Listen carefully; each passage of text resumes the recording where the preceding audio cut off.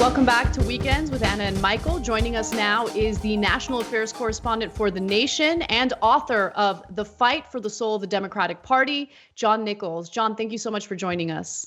It's a great honor to be with both of you.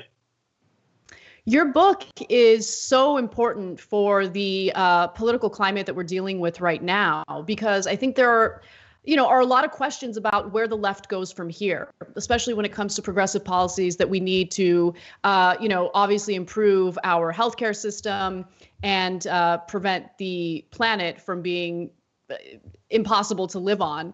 And so you write about an important political figure that hasn't gotten much attention in our history books, and it's Henry Wallace.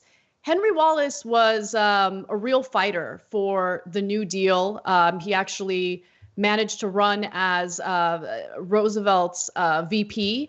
And I just wanted you to give the audience some more information about who he was, what he stood for, and why, literature really didn't focus on him much. That's a great way to begin, because there's a reason why Henry Wallace has been written out of our history. And it is that he, as Roosevelt's vice president, and in the period after Roosevelt died, fought harder than anyone else to keep alive the basic premises of the New Deal and to extend them. Remember, the New Deal was imperfect. It didn't achieve everything it was supposed to achieve, or even everything that we might have wanted it to. But Wallace understood that. And so in the midst of World War II, he said, look, the United States has got to beat fascism internationally. And then the United States has to come home and beat those figures in the United States who practiced what he referred to as an Americanized fascism. And so he was prepared to take on racism, sexism, class divides that were so brutal that they left huge portions of society behind. He was also prepared to change U.S. foreign policy to steer away from colonialism and from imperialism, and to try and dial down militarism. And so he was a very radical figure. And had he remained on Roosevelt's ticket in 1944, he would have become president of the United States. And there is simply no question, American history and world history would have been dramatically different. John, I'm really interested in if you could explain to us how, and it's a tradition that's been under siege for quite some time, but this Midwest prairie populace thing in the United States isn't a myth. It's a real thing, and it's a thing down from national leadership like Henry Wallace and even people who are actually Republicans from Wisconsin, but it's also places on a local and regional level when socialists were getting elected at the turn of the last century. It's militant trade unionism. Where did that tradition come from? How does Henry Wallace fit in it? He fits in it very well. In fact, Henry Wallace was a Republican. He was Teddy Roosevelt backer in 1912. And then in 1924, like many left-wing Republicans, and there were left-wing Republicans in those days, he left the party fold and backed the independent candidacy in 1924 of Robert M. La Follette and the Progressives. Now, to understand how different those times were from today, recognize that you had Republicans, left-wing Republicans, and the Socialist Party, and Eugene Victor Debs, backing La Follette at the same time. And so there was a tradition in the Midwest. It was rooted in immigration patterns.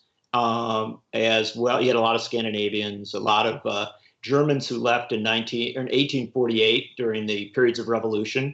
Many people who came to the Midwest came as folks who had read Marx, or at least read elements of Marx. And so it's not that shocking that you saw a planting of these traditions. But the other thing that's really important to understand was the Midwest was really kind of left behind in a lot of American development in that period. You had a case where states like North Dakota were in an almost feudal circumstance. They were so overwhelmed by the power of bankers and the big, what were in those days were agribusiness companies. We have bigger ones now. And so you ended up developing a tradition that was really fascinating. It was very populist economically. It was also very, very anti-militarist. And that's, I think, one of the things that gets lost as we kind of bring this all into the current moment. That one of the mistakes, I think, that a lot of progressives, leftists, whoever today make is to underplay the anti-militarism and the anti-imperialism. Because interestingly enough, those elements of it are incredibly popular in areas where, frankly, the Democratic Party has fallen way behind.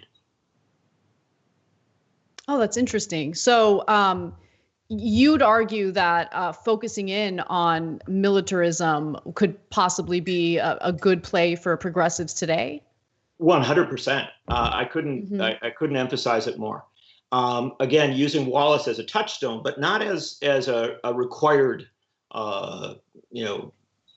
guide for everything, just as a touchstone. No, go ahead. Sorry about that. Go ahead. Oh no, just to say that what he was saying at the end of World War II, I think, holds to be true right up to the current moment, and that is that if you want to have domestic progress, if you want to, really advance, you also have to keep an eye on the threat of militarism, imperialism, colonialism, all of these things, because these draw us away from a focus on domestic progress. Now, it's great to have a progressive internationalism, to engage with a sense of solidarity with movements around the world, and Wallace certainly spoke of that. But it is important to understand that when the United States starts to become the policeman of the world, it usually does so on behalf of corporations. And that becomes a circumstance where you really stall things out at home. The best example of that was in the mid-1960s, when you really saw movements force government to advance. So civil rights movement, anti-poverty movements influenced by Michael Harrington and others were really having a huge impact in 1964, 1965, 1966. And then suddenly you have the Vietnam War, and it pulls coalitions apart. It undermines the progress. And the interesting thing is that Henry Wallace, who's the beginning of my book, which is really kind of a history up to the current day, Henry Wallace lived till 1965. In his last days, he suffered from some very serious ailments. He wasn't able to speak. He could only write on a tablet. And one of the last things he wrote was, and I'm paraphrasing here, a reference to Lyndon Johnson leading the United States into the Vietnam War. And he said that if he does this, everything will fall apart, everything will burn. And I just think he recognized that. Other visionaries have recognized that throughout history. And we can't let it be lost to our discourse. You talk about progress at home, but you also have to recognize that often our progress at home, even these great victories that we can achieve, are undermined by huge military budgets and, frankly, by military adventurism.